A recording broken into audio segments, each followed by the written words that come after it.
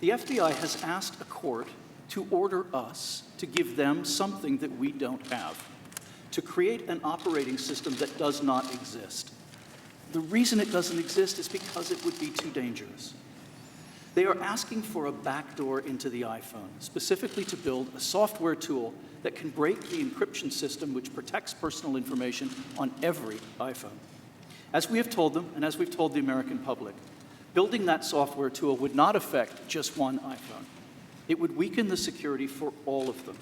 In fact, just last week, Director Comey agreed, and I think we heard the same here today, that the FBI would likely use this as precedent for other cases involving other phones.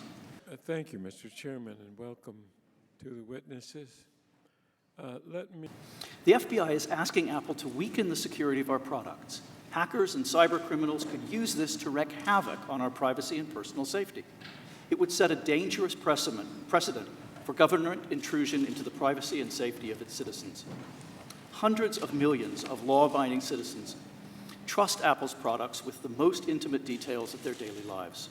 Photos, private conversations, health data, financial accounts, and information about a user's location and the location of that user's family and friends. In 6 months, and where it'll be in 2 to 5 years. What we're going to do is decrease our security. That's the security risk that's coming from the requests. Now, I get that law enforcement wants data protection that allows them access under legal authorization. But an NSA colleague once remarked to me that while his agency had the right to break into certain systems, no one ever guaranteed that that right would be easy to do so. The problem is when you build a way in for someone who isn't the owner to get at the data, well, you've built a way in for somebody else to get in as well. That law has said that large-scale data breaches have nothing to do. Now, the FBI already has some excellent people and expertise, but FBI investment and capacity is not at the scale and level necessary.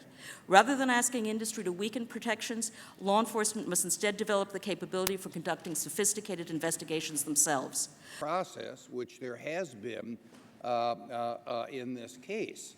We believe this line being drawn between public safety and privacy is extremely important. It's affecting our lives, it's affecting our constituents' lives, and we believe that you should be drawing it. And we ask you to address this problem quickly. Is it possible to encrypt the data in iCloud? Yes, actually, in the iOS 8 and 9 generation, we have encrypted the iCloud.